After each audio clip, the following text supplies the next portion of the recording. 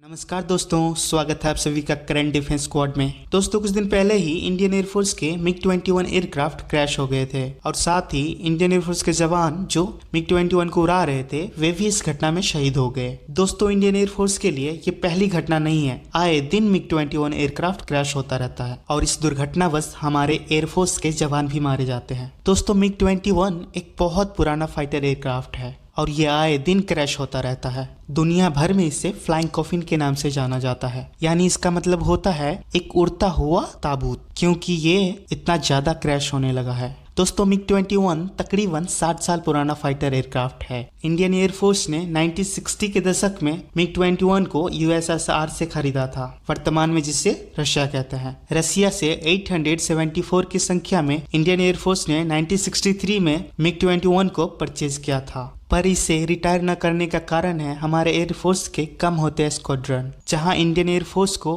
To front war के लिए यानी चाइना पाकिस्तान दोनों को एक साथ देखने के लिए 44 स्क्वाड्रन फाइटर जेट की जरूरत है, वहां इंडियन एयरफोर्स के पास 30 स्क्वाड्रन ही बचे हैं। दोस्तों एक स्क्वाड्रन में तकरीबन 18 एयरक्राफ्ट आते हैं। मिग-21 के जगह इंडियन एयरफोर्स स्वदेशी एयरक्राफ्ट तेजस को फुलफिल करना चाहती है। तेजस के मैन्युफैक्चरिंग स्पीड काफी स्लो होने के कारण इंडियन एयरफोर्स अभी तक मिग-21 को ऑपरेट कर रही है। तो आज हम इसके ऊपर नहीं बल्कि चाइना की तरफ से आ रही खबर के ऊपर बात करेंगे। दोस्तों इससे पहले आप सभी से रिक्वेस्ट है, कृपया चैनल को लाइक शेयर और सब्सक्राइब कर दे। चीनी मीडिया की तरफ से हाल ही में खबर आ रही है कि चाइनीज एयरफोर्स एक बड़े संकट में फंस गया है और ये संकट है चाइनीज एयरफोर्स के पायलट का। दरअसल चाइना ने तो 2 एयरक्राफ्ट कैरियर तैयार कर लिए हैं और तीसरा मैन्युफैक्चरिंग स्टेज में है। दोस्तों बात करें इसके एयरक्राफ्ट कैरियर पर 30 से लेकर 50 फाइटर जेट उतारे जा सकते हैं, 10 से लेकर 15 हेलीकॉप्टर्स और 10 अन्य विमान, यानी कि हर एक एयरक्राफ्ट कैरियर पर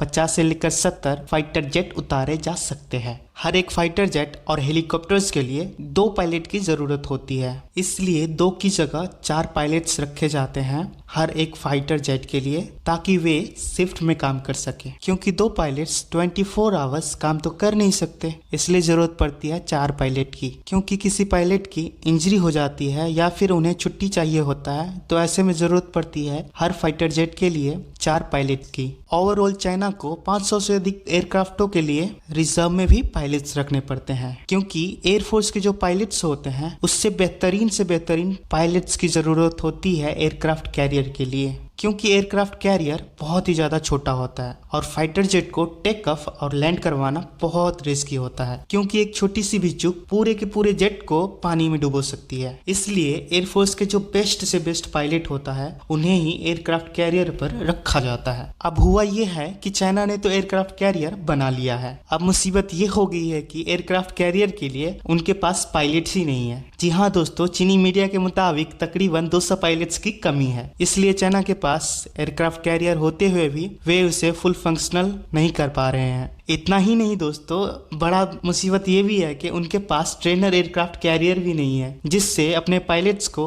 अपने एयरक्राफ्ट के मुताबिक ट्रेन कर सके। इसलिए कहा जा रहा है कि चाइना को अपने पायलट्स के लिए ट्रेनर एयरक्राफ्ट कैरियर बनाने पड़ेंगे। उसके बाद 2 से 3 साल उन पायलट्स की स्पेशल ट्रेनिंग होगी, तब जाकर चाइना के पास बेहतरीन पायलट्स आएंगे। दोस्तों आप इस बात से समझ सकते हो कि एक पायलट को तैयार करने में कितना ज्यादा टाइम, पैसा और एफर्ट लगता है। एक बात तो ये भी देखा गया है कि कई देशों के पास पैसों की तो कोई कमी नहीं होती, पर फिर भी वो अपने एयरफोर्स के लिए एक बेहतरीन पायलट्स तैयार नहीं कर पाते और इस वजह से उनके जो फाइटर जेट है परे परे उनमें जंग लग जाती है, जैसा कि आजकल चाइना के साथ हो रहा है। इन्होंने 2 बिलियन से ज्यादा पैसा लगाकर एयरक्राफ्ट कैरियर तैयार किया और तकरीबन 5 बिलियन के ज्यादा के एयरक्राफ्ट और वेपन्स लगवाए, लेकिन सब धड़े के धड़े रह गए, क्योंकि उनके पास एयरक्राफ्ट कैरियर के लिए बेहतरीन पायलट्स नहीं है। हैरानी की बात यह है कि जहां पर चाइना पायलट्स के लिए तरस रहा है, हमारे यहाँ पर हमारे एयरफोर्स के जवान पुराने मिग-21 को ऑपरेट करने को मजबूर है और इसी कारण बार बार ऐसी दुर्घटना में हमारे एयरफोर्स के जवान शहीद हो जाते हैं। अब समय आ गया है कि